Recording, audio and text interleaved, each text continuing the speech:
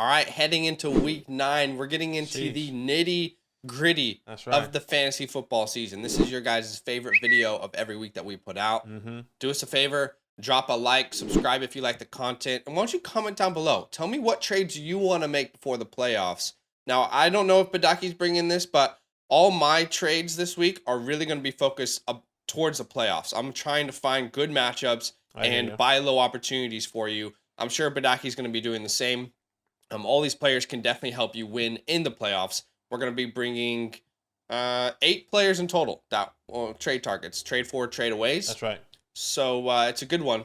Hang in with us as we get through all of them. I'll go first with a trade for, which is trade for James Robinson or just any running back there, because I do think it's kind of going to lean towards value in both Michael Carter and James Robinson.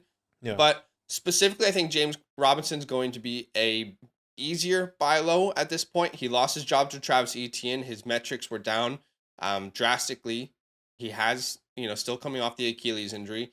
And in his debut with the Jets, he only put up 1.7 fantasy points. I think this is the definition of a buy low. And why am I telling you to buy him? It's all about the playoffs.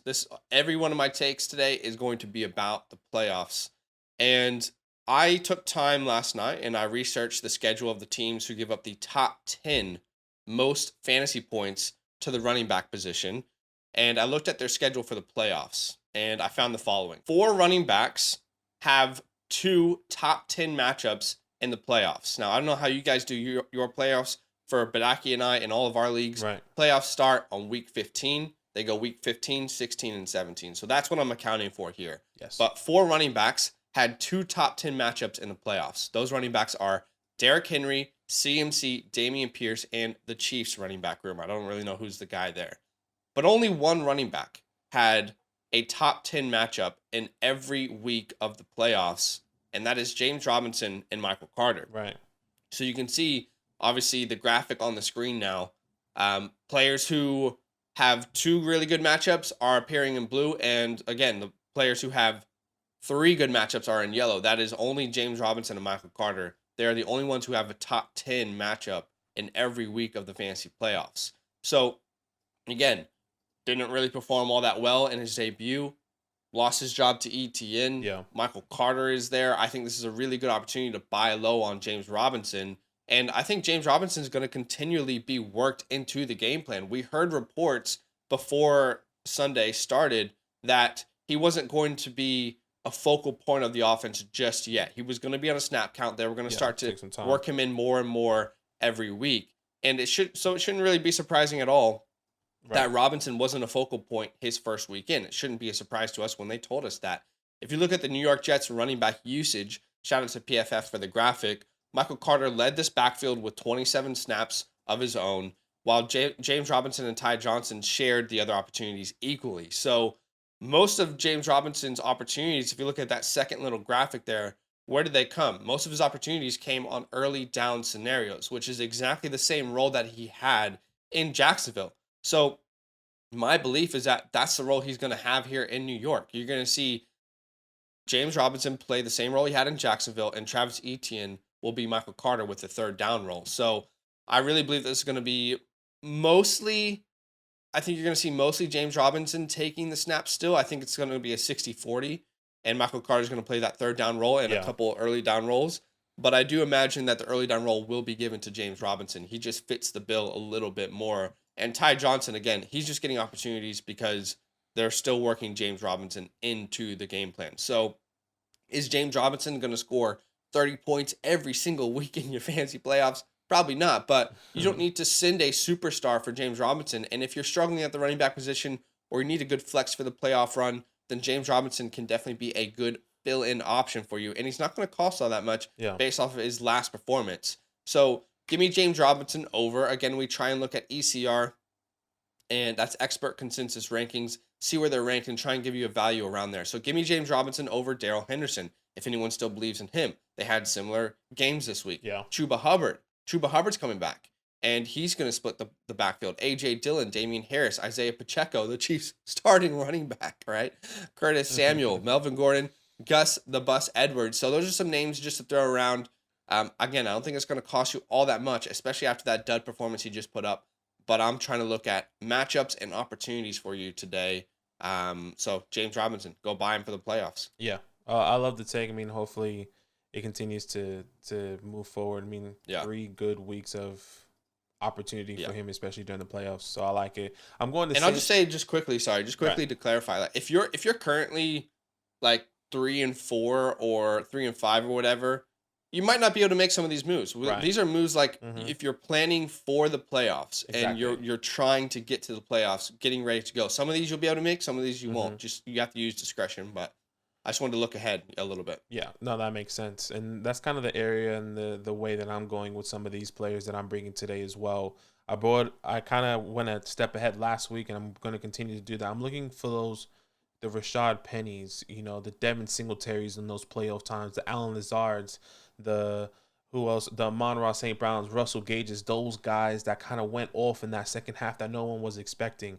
Right, so that's kind of the thought process I'm going here with the trade for. Yeah. So my first trade for opportunity right here is Cordell Patterson, cheap player you can. I like this. Yeah, try and trade right now before the news breaks. He's going to return, and the news kind of already broke. They're saying that he's going to be returning in week 9, but that's still up in the air. But if he doesn't play, this is a good opportunity for you to either, help your running back room if it's struggling, or maybe if you want that running back depth, if you are in a win now position, maybe you can get rid of some of these pieces that you have that you're saying, you know what, I want some more high upside guys just in case. And I think Cordell Patterson could be that. Weeks 1 to 4, he was the RB12 right before he was injured, averaging 14.7 fantasy points per game, scored 3 out of 4 touchdowns, or scored 3 touchdowns out of the 4 games he's played so far. Let's not forget that the Falcons have the lowest, or one of the lowest, passing offense in the NFL currently, and Cordell Patterson has been running the ball. So Caleb Huntley, Tyler Algier, they're clearly not the guy. When Cordell Patterson comes back, according to RotoWires, saying that Cordell Patterson should be able, or should and will be taking back his lead role in the backfield. And let's not forget, he's kind of like the Swiss Army guy. He'll line up on the outside. He'll catch some passes, and move on from there. So I think if you need a guy that is a do-it-all player in this offense right now, I think it's fantastic. And the rest of the season, the what I'm looking at, as much as I agree with the playoffs, and I'm not disagreeing because I think that is really important, I think the chunk before the playoffs is what's key if you are in a struggling position, or maybe even a win now position. So like right now, weeks 9 to 13, which is that period right before the playoffs, that's what I look at, because you need those opportunities in those guys that can get the consistency and start building. And I don't know if you can put it on the screen, this graphic here. There's so many good opportunities for him. Week 9, Chargers; 10, Panthers; weeks 11. All these teams that you see right now all give up a lot of points to the running back position. And during the playoffs, week 15 against the Saints, he already scored 22 points on them in week 1. He plays the Ravens, who give up the 14 most points to the running back position in week 17 against the Cardinals, who was the middle of the pack defense. Let's not forget, this team plays from behind a lot. So they're either going to do screen passes, dump balls to Cordell Patterson. Once again, he'll line up on the outside. I'm really happy to go out and acquire Cordell Patterson right now in a flex option. Maybe you did a late RB strat and you're kind of saying, well, I have like a Singletary, or I have, a Michael Carter that's not really working out for me right now. Maybe Cordell Patterson can be that fill-in for that low-end RB2, So give me Cordell Patterson over all these guys. A.J. Dillon, Melvin Gordon, Gus Edwards, Brian Robinson, Darrell Henderson, Drake London. That's according to ECR, according to the rest of the season's rankings. So I'm actually really excited of Cordell Patterson. I sent a bunch of trades last night, so let's see what happens. Yeah, I like it. And, you mentioned Algier and Huntley are not it. I think you and I are both on the same page there. But just to clarify, I don't think either of us are saying that they're not serviceable running backs. We just don't think that they are going to replace Cordell Patterson. Exactly. And also, this is kind of good news for Cordell Patterson, because last year he fell off at the end of the season. Now he's already taken a break in the middle of the season, so he's going to come back and be ready to go. Of course you need to get to the playoffs. So you can look at the schedule before the playoffs.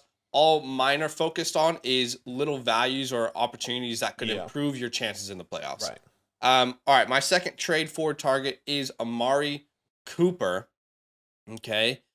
Cool. We're recording this before Monday Night Football. Literally like an hour before Monday Night Football. And I honestly have no idea what's going to happen to Amari Cooper tonight. So he could pop off for 30 points. He could drop a dud. He could get injured. Hopefully not. I don't know what's going to happen. So this is a little bit of a risky territory for me to go into. However, I really hope he does terrible. I hope he does awful. So that way he's an easier buy low. Right. Last time out, though, he put up 3 receptions on 4 targets for 74 yards, had just over 10 fantasy points, so it wasn't an incredible game. But again, I am looking all at playoffs for you guys.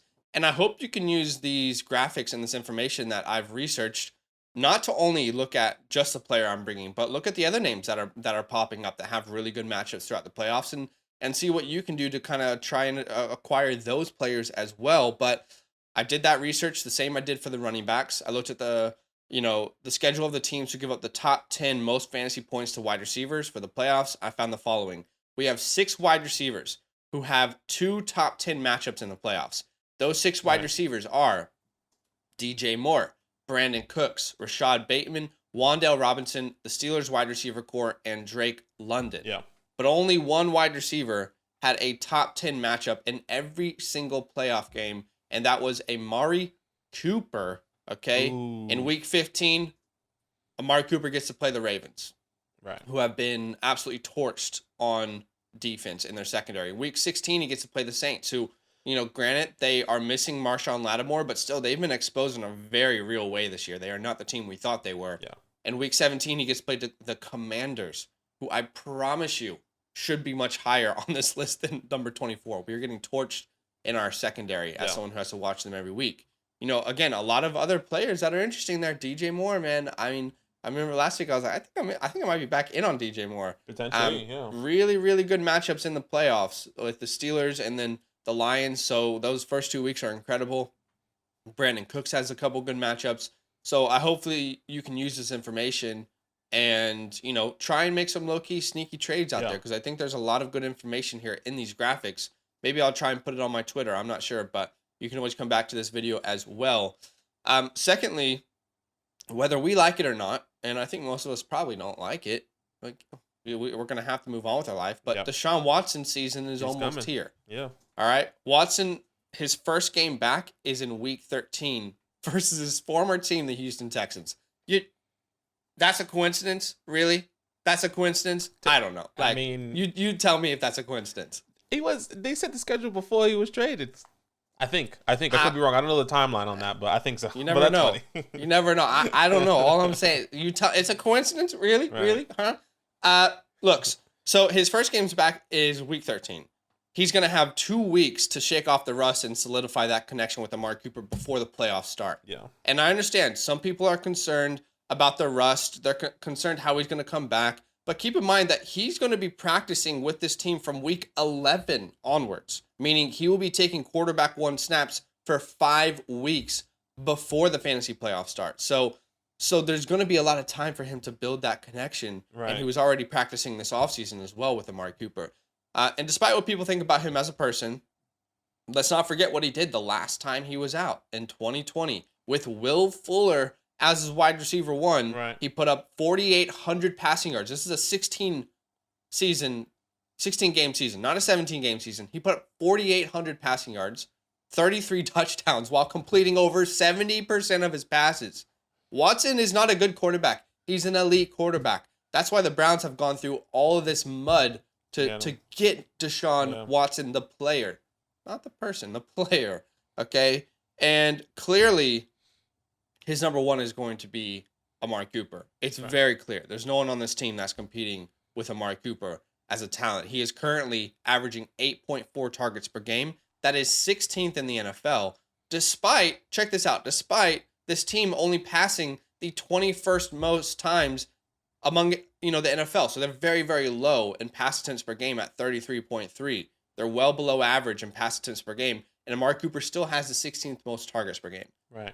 This team will be more two-dimensional when Deshaun Watson comes back. You don't bring in Deshaun Watson to have him play like Jacoby Brissett. You bring in Deshaun Watson, so now, you're gonna stop us on the ground with Nick Chubb and Kareem Hunt? Well, watch this. Let's see what Deshaun Watson can do, who's never had a run game in his entire life that's been successful. So this offense will change. I bet you Stefanski is absolutely hyped to have him back as a player. So expect this team to go from throwing the ball 21st most times in the NFL to around middle of the pack to maybe top 12ish. So when you bring in Watson, things are going to change. It's going to be a more dimensional team, two-dimensional team. And I think Amari Cooper, who's already been really, really good with Jacoby Brissett, is going to see a bump with Deshaun Watson. So, love the playoff matchup. It's incredible for him. Yeah. And give me Amari Cooper over the following players: Deontay Johnson, Cortland Sutton, Zeke, David Montgomery, Michael Carter, Brian Robinson, Yep. James Conner, Juju Smith.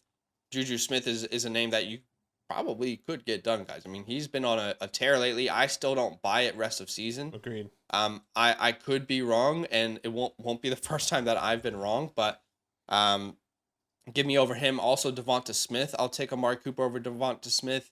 I'll take him over Christian Kirk. I'll take him over Jacoby Myers, DJ Moore. So I just wanted to extend that list a little bit more. But go see what you can do. Again, sneaky little values is what I'm trying to find you for the playoffs. And Amari Cooper has played really well, but I don't think anyone's holding on to him with a closed fist on their team. So yeah, it's definitely very interesting. I wonder how many people will, go for somebody like Cooper because of the whole situation. I wonder how many people are like more hesitant on doing that. But you gave a lot of exactly. good points, That's what I'm saying. That's why I brought him. Yeah, it's like I could have brought someone a little more obvious, but that's why I wanted to kind of bring someone who's maybe not a superstar or very much in the limelight type player. Yeah, exactly. And that's kind of the thought process I'm going with a lot of my players here. My second trade for targets, Jacoby Myers. Okay, I like it. Another guy that has just been on the radar, very consistent. He's not the number one receiver on your team, but he's the guy that's doing everything for the team, right? One of the guys doing everything for the team. So he's the only wide receiver Mac Jones and Bailey Zappi is targeting right now. Let's be completely honest. Whichever quarterback is in, we all know it's okay because Jacoby Myers is still going to get the targets, right? He's a cheap player you can go out and try and get right now. And, weeks 1 to 8, he missed 2 games. He's the wide receiver 25 right now. The wide receiver 25, averaging 7.5 targets per game and averaging 15.8 fantasy points per game, not including, obviously, the 2 games he didn't play. He's currently leading the team in targets and receptions. I mean, Jacoby Myers is the do-it-all guy. Outside of Ramondre Stevenson, that is also carrying the ball and catching the ball in the backfield, it's Jacoby Myers. I'm not trusting Nelson Aguilar. I'm not trusting, Tyquan Thornton, which you never know. The bye week can turn things around soon, and then maybe they start targeting Tyquan Thornton because he's a speedster. But Devonta Parker has been up and down, but I think the most consistent guy has been Jacoby Myers. And once again, I'm looking for the Amon-Ra St. Browns of this year, the Russell Gages, the Allen Lazard, those guys. So keep that in mind when I give you these takes, these cheap guys that you can get for flex options, for fill-in, for whatever the case may be when you're moving forward. And obviously, this offense is not the same. You expect this offense coming into the season, we expect, okay, they're going to pick up from where they left off, right? Mac Jones is going to be leading them down the field, or the run game is going to be really important. But that's actually not the case. They actually play from behind a lot, which means that they have to throw the ball a lot more than they either like or expect. The defense is also not playing up to par, right? They're still playing decent, but they're not playing crazy amazing like they did last year. So, and I think this is what really helps someone like a Jacoby Myers. And once again, I'm talking about the stretch before the playoffs. So I do include the playoffs in my graphic, but the stretch before is also very interesting because he is playing a lot of options where it doesn't look favorable, but a lot of garbage time points, which is potentially what you want or need in someone in a Jacoby Myers, right? So you're playing week 9 this week against the Colts. Week 10, he has a bye. The Jets against Sauce. I doubt he's going to be going against Sauce, but he did have 21 fantasy points in week 8 this past week, right? And then he plays the Bills week 13. So week 15, the Raiders. In the middle of the pack defense, week 16, the Bengals, who give up the seventh fewest points to the wide receiver position.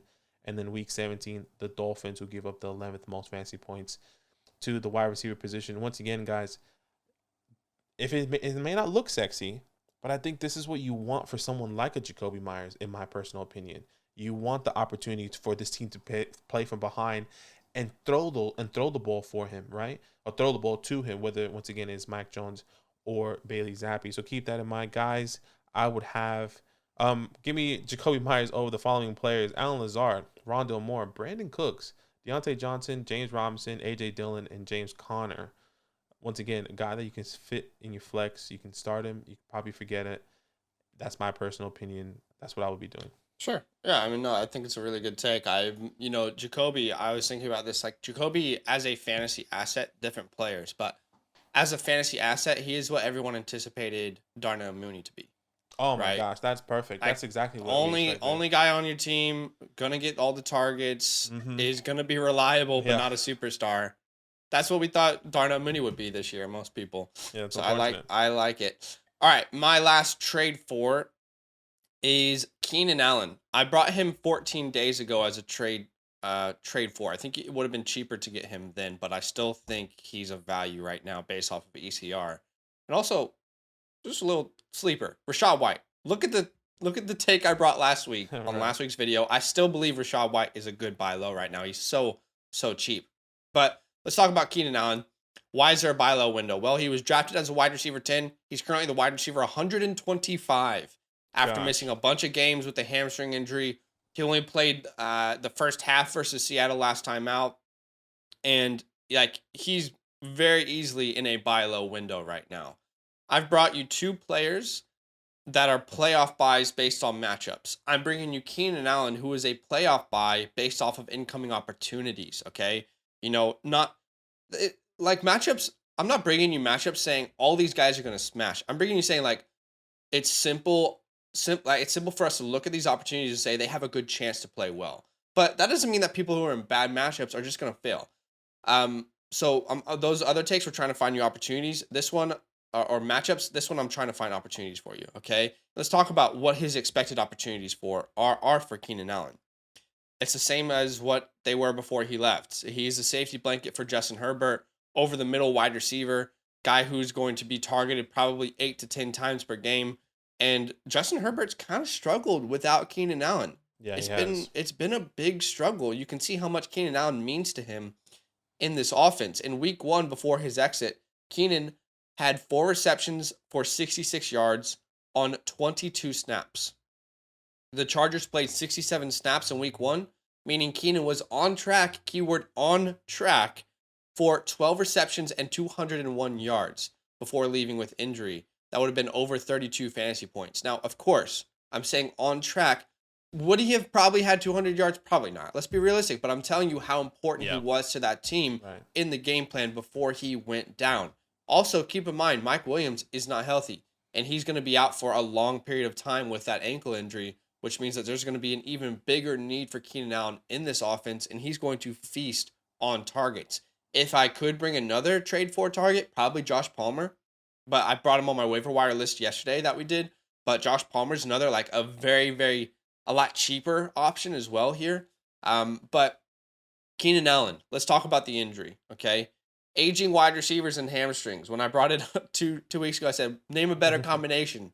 And then Badake, I think you said, running backs and Achilles injury. Yeah, you know what? Fair enough. That's true. Yeah. But should we be concerned with his injury? Honestly, for me, I am not concerned at this point because they handled it the right way. They allowed him as much time as he needed to recover from the hamstring injury. We've seen other teams in the past mismanage these kind of injuries, like the Julio Jones scenario in Atlanta. Every week, day to day, we're going to put him out there. He leaves after the first quarter and is in the same position again. So these type of injuries, these hamstrings, the only thing that will heal them, which sucks for fantasy, but it's just the truth, the only thing that will heal a hamstring injury is time. That's why you haven't seen Jahan Dotson out there at all this year, right? Because that hamstring, you don't want to bring a player back from it. The only thing that heals them is time. So from all reports, Keenan Allen didn't suffer any setback in week 7 versus the Seattle Seahawks. He just did not play the second half. So that's good news. That is good news because a lot of people were concerned. Keenan Allen, look, I think he's going to be a very consistent PPR play on a weekly basis when he comes back. The owner of him has not had him for 7 of 8 weeks of fantasy football this year. When you include the bye week, you're telling me that they're holding on to him strong? I don't think so. I think they're willing to trade him away for something else. Right. And given his current value according to ECR, he's very affordable currently the wide receiver 20 rest of season. He was the 28, wide receiver 28 last time I brought him. But give me Keenan Allen over the following players: Cortland Sutton, Juju, Gabe Davis, Najee Harris, James Conner, Devonta Smith, Terry McLaurin, Zeke, Brandon Cooks, Raheem the Dream, Brian Robinson, Rashad Bateman, Jerry Jeudy, and Alan Lazard, just to throw some names out there. Again, can you do one-for-ones? Probably with some of these, but yeah, all we're giving you names to start conversations, packages, whatever you need to do, but we're trying to give you, values, conversation starters. So I like Keenan Allen, and again, I think he's going to be a consistent play when he comes back. And my last trade for target is Brandon Ayuk. Again, I bought him about 2 weeks ago now, if I'm not mistaken. Once again, just like all the other takes, I'm looking for the Amon-Ra, Lazard, Russell Gages of this year.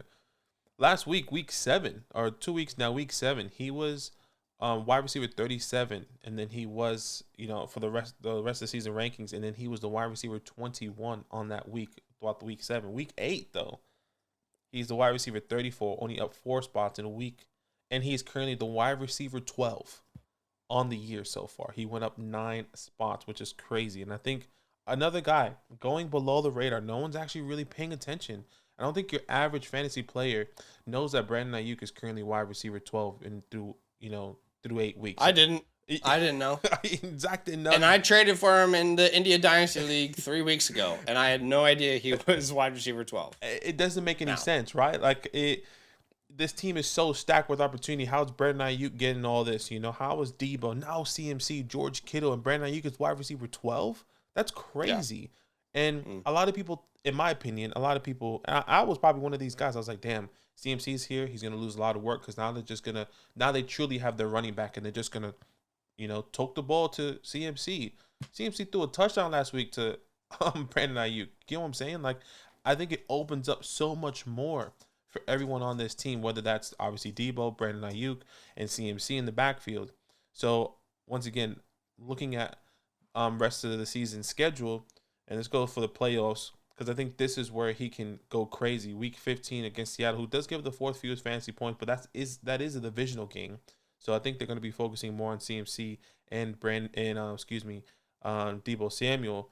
And then you have Washington, who give the 9th most fantasy points to the wide receiver position. The Raiders, who's currently in the middle of the pack, but we all know the Raiders haven't been doing well. So if they can turn it around and do something, and then actually give them, something to fight for, then they're going to have to start using Brandon Ayuk a lot more in that week. So another thing I want to point out that I didn't point out in the other ones, which I did 2 weeks ago. Let me remind you of the bye weeks in weeks 10 to 14, because it does give up half of the leagues. Half of the league is going to be on bye, which is going to be crucial for you. And I think Brandon Ayuk is perfect because he does have his bye in week 9, which is now. And if you can get someone like him on the bye week, during the bye week where he's not playing, this can be really good for you. Ravens, Bengals, Patriots, Jets, Jags, Dolphins, Seahawks, Bucks, Cardinals, Panthers, right? And then week 4, and then that's just not even including 1 week, which is week 14. The Falcons, the Bears, the Packers, the Colts, and the Commanders. That's literally 16 teams out of the 32 teams that we have in the NFL right now that still have to go on bye week. That is so many players, so many crucial wide receivers for your team that you need to win and go into the playoffs.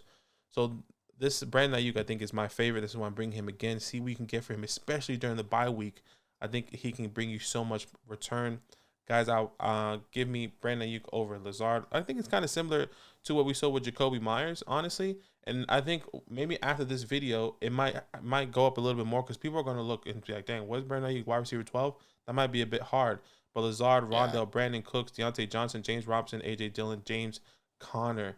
I'm not sure if I want to go any higher because I was looking at the ECR. And it just seems like, I don't know. Let me throw some names at you. Okay. All right, let's go Terry McLaurin and Brandon Ayuk. The way Terry's been playing the past couple weeks is nice. But give me Brandon Ayuk. Okay, how about Tyler Boyd or Brandon Ayuk? That's tough too. I mean, you expect Jamar to come back, so I'll still take Brandon Ayuk. Okay, how about Cortland Sutton or Ayuk? I'll go Ayuk for sure. Okay, Devonta Smith or Ayuk? Oh, Devonta Smith. Okay, cool. Just want to throw some names out there for people to. Yeah, because it's pretty high up there, and I think so, like maybe another guy, one more Christian Kirk. I don't know about you, but I think that's tough. Like that's a tough one, you know? Yeah. DJ Moore right now is really tough. I'd probably still go Kirk, but I just have like concerns when Debo comes back a little bit. But I agree, he's a good buy as well. You. And I mean, when Debo last couple weeks, I mean week 10 with Atlanta, he had 8 receptions, 11 targets, over 28 fantasy points. I think some people might argue though we haven't seen this offense as a whole just yet because CMC wasn't at his peak when Debo was healthy. Mm-hmm. Kittle hasn't been healthy, so when Kittle, Debo, Ayuk, CMC is all healthy, I think it's just like, well, what will it be? Yeah, where would it go? Is definitely establishing himself. I like it. Mm-hmm. All right, we're gonna give you 2 tradeaways, and for my tradeaway, I don't really want to say the name just yet. I think what's more important is I just want to look at all these bad matchups in the playoffs together, and I want you to make a decision on if you feel like you should pivot. Okay. Again, to clarify, matchups are not everything in the playoffs. There's going to be people who have terrible matchups and they're going to dominate. That's just the reality because they are in the game plan and they're an elite player. But I want to look at this list together. I did the same thing that I did for the first 2 players, but I reversed it, okay? I researched the top 10 most difficult, the hardest matchups. I looked at those schedules for fantasy running backs in the playoffs, and I found the following, okay? 5 running backs have 2 bottom 10 matchups in the playoffs. That is Josh Jacobs, Raheem Mostert, Jonathan Taylor, and the Washington running backs, right? You can see that there. As well as Miles Sanders. I don't know if I said Miles Sanders as well. But only one running back had a bottom 10 matchup in every playoff game this year, and that's Joe Mixon. So I just want to have an open conversation about this. I'm not going to tell you to sell Joe Mixon because he's an RB1 that without Jamar Chase is probably getting 20 touches a game. Yeah. But I want to have an open conversation because I think like maybe if I can pivot from some of these players to other players, I might be willing to explore that, right? Agreed. So let's look at week 15. Again, if a player is in blue, he has 2 bad matchups in the playoffs. If he's in yellow, he has 3. So you can see Joe Mixon, he plays the Bucks in week 15. Now the Bucks were pretty beatable against the Panthers. Or the Panthers were able to beat them on the ground. Then he plays the Patriots in week 3. They give up the 3rd fewest points to the position. Yeah. Then in week 6, he plays the Bills, and we all know that the Bills are an elite rushing defense. So am I telling you to trade away Joe Mixon?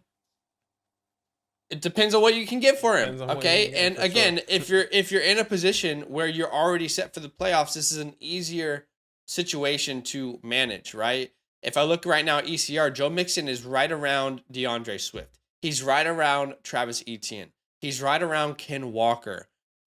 Those are names I'm willing to at least have a conversation with the other owner and see if I'm able to kind of pivot off him because Joe Mixon has not been matchup proof. Am I saying Mixon's going to struggle in the playoffs? No, but I'm saying what he has shown us so far this year is that he is not matchup proof. And even on the matchups that he's supposed to smash, he doesn't always do that. We haven't actually seen a performance where he's had over 22 fantasy points. He's had 1 over 20, and outside of that, there's only 1 over 15 or 3 over 15 there. So he's not been this guy that he was last year where he's getting you 20 to 25 points a game.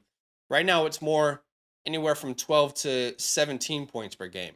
And now you have the combination with these bad matchups that are coming up. All I'm saying is maybe it's worth your time to at least have a conversation with those other owners that I named and see if you can move off of Mixon because the rest of the season schedule is not good. And this offensive line, guess what? We thought it was good. It's still not good. So the Dalvin Cook, I'm looking at the Dalvin Cook owner, right? Mm-hmm. Honestly, like I would consider the Dameon Pierce owner because their playoff schedule is very, very favorable. And maybe you can get a package deal where you upgrade. You get Dameon Pierce and then you do a 2-for-2 and you upgrade somewhere else. Etienne, he's going to be a little bit harder now after his breakout game. One of my buy lows about 4 weeks ago. DeAndre Swift, Ken Walker, again, Jonathan Taylor off of that bad game. These are names that I'm willing to at least look at. And the other name that I wanted to point out was just the Washington running backs as a whole.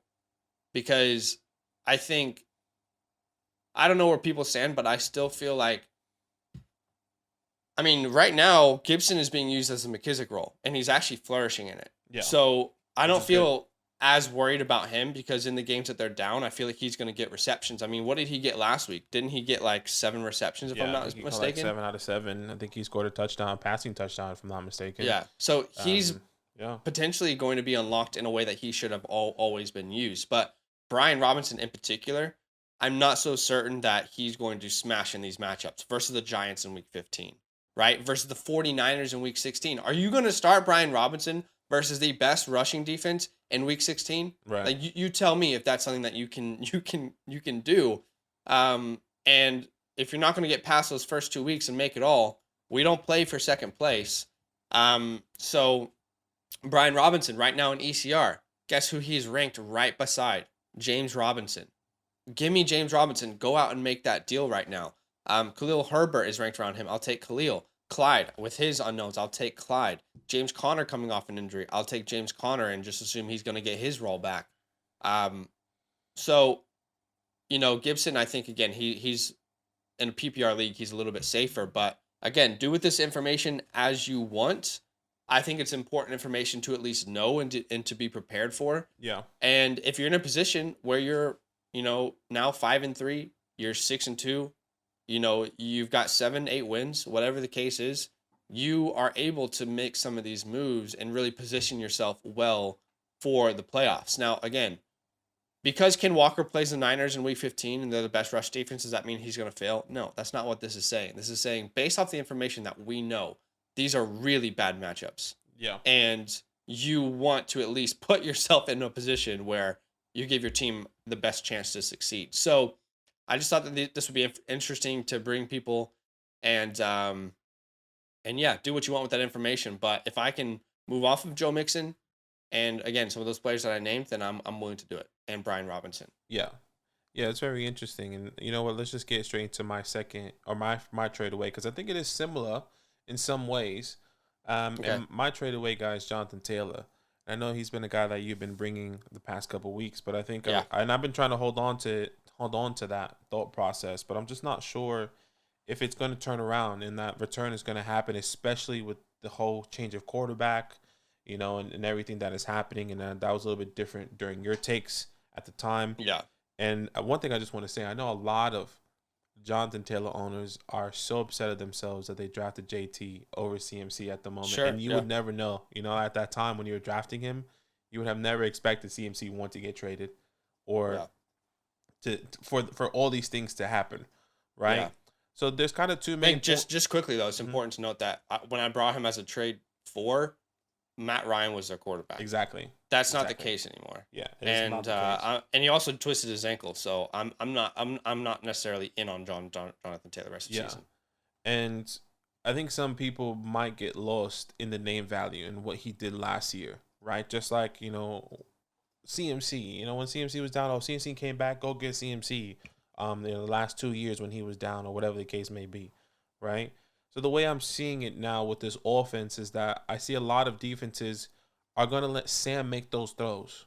They're going to say, we want this guy that barely played any snaps to make that hard throw on the sideline, to make that throw in the middle of the field, because we have a higher chance of actually getting that interception, of him making that mistake, him throwing, an overthrown ball or whatever the case may be, because he is still learning. A guy that hasn't been on the field so much, in my personal opinion, which in turn will give defenses opportunities to stack the box and just stop the main, not the only main threat, but one of the biggest main threats right now on their team, which is Jonathan Taylor, right? You have your best corner on Michael Pittman, and then who else is there, right? So you eliminate the run game, and you let your defense do everything in the secondary with the wide receivers, because he's going to make mistakes, and that is Sam Ehlinger, right? He's going to make mistakes.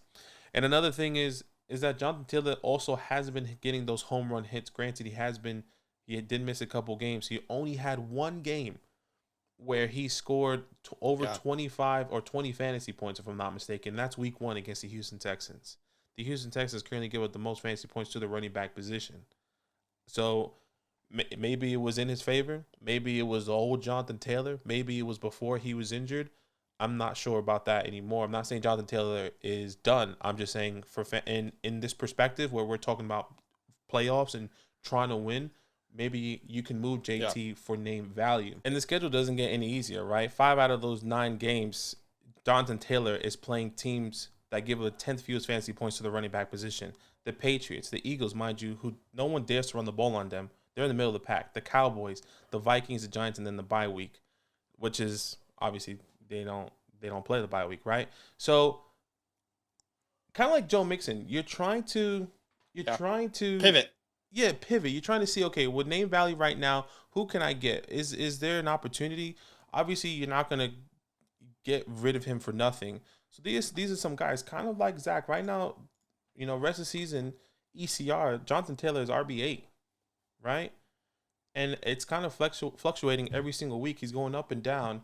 So guys that I'm looking at, Alvin Kamara, Travis Etienne right now, I think will be a great value. DeAndre Swift, Chubb, I doubt you can get a Josh Jacobs, a Kenneth Walker. I might be interested in. Maybe even Ramondre Stevenson if you can get some sort of package, right? I'm thinking name value. Some of these guys, I'm not sure if Zach will do some of these things. I know you said Dameon Pierce has a really favorable matchup in the playoffs. Maybe you can get Dameon Pierce in some more, right? There's a line for me for sure. Yeah. So I'm really interested if you can do that, Dameon Pierce, and upgrade somewhere else like a 2 for 2, I'm not opposed. But yeah, I like the Alvin, I like the Etienne, Swift, Chubb, Jacobs, Ken Walker, comps there, like or trade partner there. Yeah, it's rough, and I'm still shocked at the fact that Matt Ryan is already out. It is crazy. I'm shocked. Is it all on Matt Ryan? No. Is a big part of it on him? For sure. I mean, you can't throw that many interceptions, but the offensive line's been awful. He's had his best player injured. It's crazy to me that Matt Ryan is not playing for this team. They're starting Sam Ellinger. Yeah.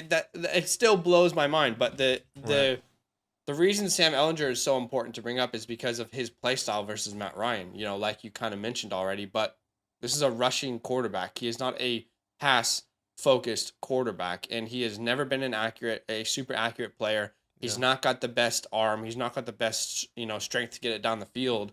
So these type of players, aren't going to dump off the ball as much as your Matt Ryans, and that's not good. So I'm definitely open to moving him. Yeah. The Colts are such a interesting team. I don't understand, but they're a disaster right now, in my opinion. I don't know. They are. I don't know what to do and what to think of them because. Yeah. And by the way, this is why you and I, the entire offseason, we're telling people to trade Jonathan Taylor for mega packages in Dynasty. Yeah. I mean, people were getting 3 first-round picks and a players. Yeah. I mean, this is why we were trying to advocate. You don't bet the house on a running back in Dynasty. That's a different point entirely. But if you got this far, what we've been doing every single week. I'm interested what today's week is. You understand what today's going to be? All right. If you've gotten this far, it's a very simple question. Okay? A very, very simple question. Give me your top 5 drinks of all time. Your top 5 drinks. Can be any drink, hot or cold. You give me a hot or cold drink. I want to hear the top 5 down below. I mean, my 101's got to be water. Right, good old H2O. Because it's essential to life. From good old planet Earth, coming from the streams, Polar Springs. Shout out to Polar Springs, huh? Yeah, great sponsor of the show. Not just. But I'm curious. So if I went water at the 1, who would you go at the 2? I would say I would do like high C fruit punch. That's 2? You could have got to him a lot later. Yeah, look, okay. I don't know. Sweet tea would be 2 for me. Oh, right. Yeah, sweet tea. Okay.